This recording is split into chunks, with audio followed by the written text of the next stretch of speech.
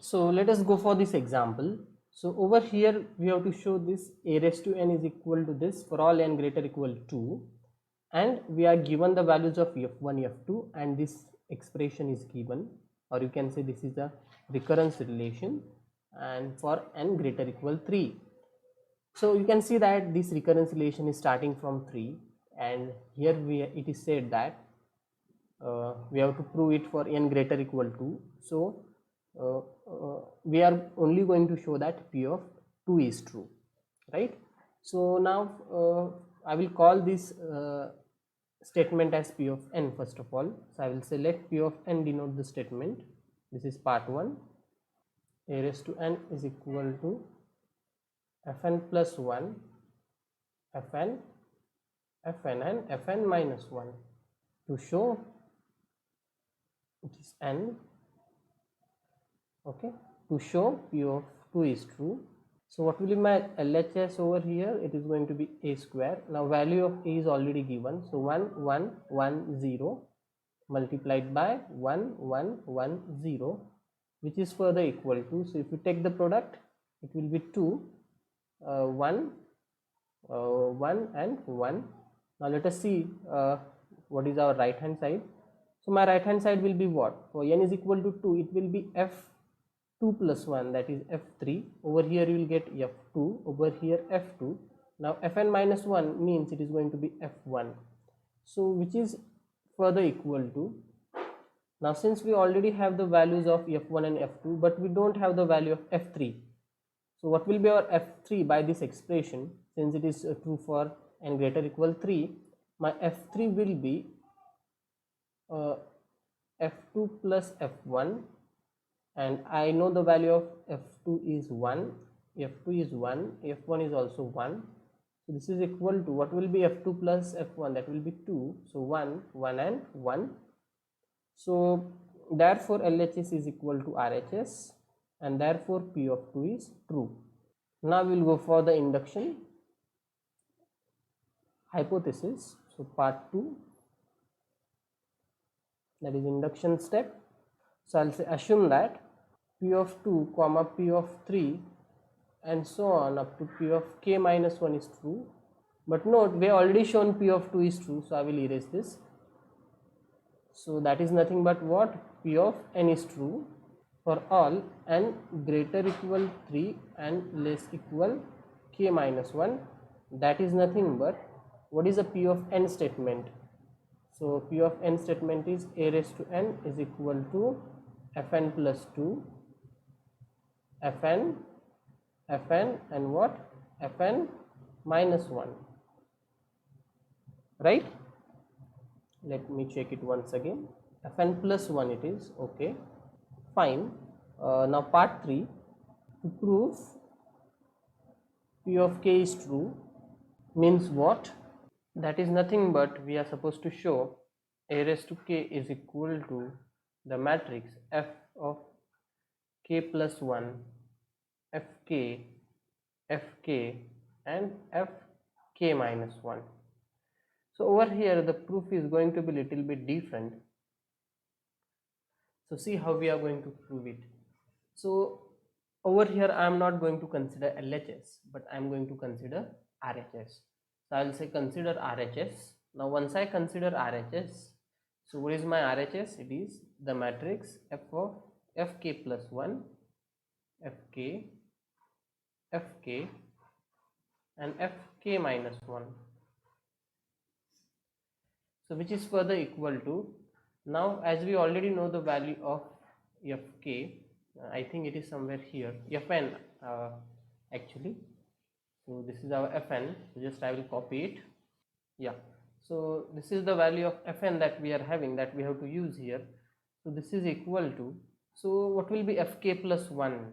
Since fn is fn minus 1 plus fn minus 2, so just put n is equal to k plus 1. So it will be k plus 1 minus 1, so 1 and minus 1 will get cancelled out, and we will left with fk plus, since we are putting n is equal to k plus 1, so k plus 1 minus 2 will be what? K minus 1, so fk minus 1. Next, what about fk? So fk is, simply put n is equal to k, so it will be fk minus 1 plus fk minus 2. Similarly here fk minus 1 plus fk minus 2. Now what about fk minus 1? So simply put n is equal to k minus 1. So it will be f k minus 1 will be k minus 2 plus f of k minus 3.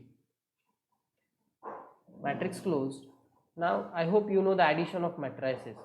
How do we add two matrices? We add the corresponding entries, right? So same thing we are supposed to use here. So for example, I will write it here. Suppose you are having A, B, C, D and E, F, G, H. So how to add these matrices? We add them component wise: A plus E, B plus F, C plus G and what? D plus H, right? But this same definition we can use in reverse way. So if we are having such kind of a matrix, we can write it as a sum of two matrices. So same thing we are supposed to do here. So I am going to write this matrix as a sum of two matrices. So how can I write it? This is equal to the matrix. So these all entries, the first entries in each term will give me the first matrix. So it is going to be fk, fk minus 1, f, k minus 1, f, k minus 2, right? Plus I will have one more matrix in picture, that is f, k minus 1. Now I am thinking of these entries. So fk minus 1, then f, k minus 2, f, k minus 2 and it is f, k minus 3. Now the question is what to do hereafter. Now I have already told you before, in order to prove p of k is true, we are supposed to use the induction hypothesis, or you can say induction step. So let us see what is given in the induction step. So we are assuming that this is true for n lying between 3 to k minus 1. So this result is also true for what? N is equal to k minus 1, right? So if I put n is equal to k minus 1, what will be my ak minus 1? Ak minus 1 will be, I am putting n is equal to k minus 1. So what will be here? So k minus 1 plus 1, so it will be only fk. Over here f of k minus 1, fk minus 1. What about this? Fk minus 2. Now if I put n is equal to k minus 2, this result is also true for n is equal to k minus 2. So a raised to k minus 2 will be equal to what? So I will put n is equal to k minus 2. So I will get f minus 1 here, fk minus 2, fk minus 2 and over here fk minus 3, since I am putting n is equal to k minus 2. Now let me just copy it because this will be required.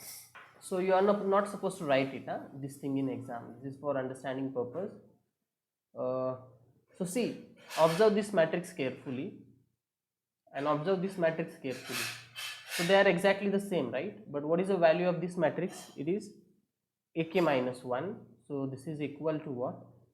A raised to k minus 1 plus, and what about this matrix? This matrix is nothing but what? It is a raised to k minus 2. So this is equal to, now I will take a raised to k minus 1 common. So see, how can you write the second term, a raised to k minus 1? This can be written as a raised to k minus 1 multiplied by a inverse, laws of indices. So if I take a raised to k minus 1 common, what is left out inside the bracket? Not 1, remember now it is I, because how can I write it? This is same as a raised to k minus 1 multiplied by I, where I is the identity matrix, plus a raised to k minus 1 a inverse. So most of the student may make a mistake here. So if you take a raised to k minus 1 common, so inside you are having I, okay. So plus what is left out? A inverse. Now whatever this identity matrix is there, the order of this identity matrix is 2. Now I hope you are already familiar with identity matrix. So this is equal to a raised to k minus 1 and my identity matrix is nothing but what? It is 1 0 0 1 plus now A inverse. Now we already have matrix A. So what is our matrix A? Just I will write it here. My matrix A is 1 1 1 0. So what is A inverse then? See, there is one shortcut to find A inverse that I will tell. So if you are having a matrix, let me say A is equal to A, B, C, D, and suppose determinant of this matrix is non-zero, right? Then and then only you can find A inverse, because in the formula of A inverse you are having 1 upon determinant of A, isn't it? So 1 upon something is defined if the denominator is non-zero. So suppose this A is an invertible matrix, means we are having AD minus BC as non-zero. That is nothing but what? It is the determinant of A. So our A inverse is, formula is simple, 1 upon determinant, that is AD minus BC. Now which matrix you are going to write here? Simply interchange the diagonal elements. So what are the diagonal elements over here? This A and D are the diagonal elements, so simply swipe them. So I will write D over here, I will write A over here, and attach minus sign to rest of the elements. So B and C is left, so minus B and minus C, and this is nothing but our formula to find A inverse. This is a shortcut. So what will be my A inverse in this case? My A inverse will be, you can easily find the determinant. Determinant of A comes out to be minus 1. So it will be 1 upon minus 1 inside the bracket. Interchange the diagonal elements. So 0, 1, and attach minus sign to rest of the elements. So minus 1 and minus 1. And if you simplify it a bit, it will be what? If you put that, now 1 upon minus 1 is nothing but minus 1 only. So if you put it inside the matrix, it will be 0, 1, 1 and minus 1, right? Now let us use this value of A inverse over here. So that is nothing but what? 0, 1, 1 and minus 1, right? So this is equal to A raised to k minus 1. Now simply add these two matrices. So which matrix you are going to get? So 1 plus 0 will be 1, 0 plus 1 is 1, 0 plus 1 is 1, and 1 minus 1 is 0. And this is exactly what? This is A, right?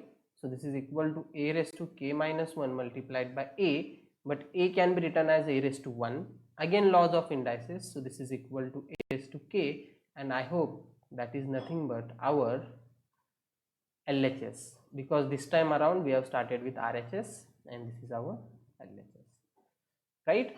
And that is what we wanted to prove. You can see here, that is our LHS. So therefore I will say P of k is true. Therefore P of k is true. Therefore by second principle of mathematical induction, P of n is true for all n greater equal to, and that is what we wanted to prove. So that's all. So for this lecture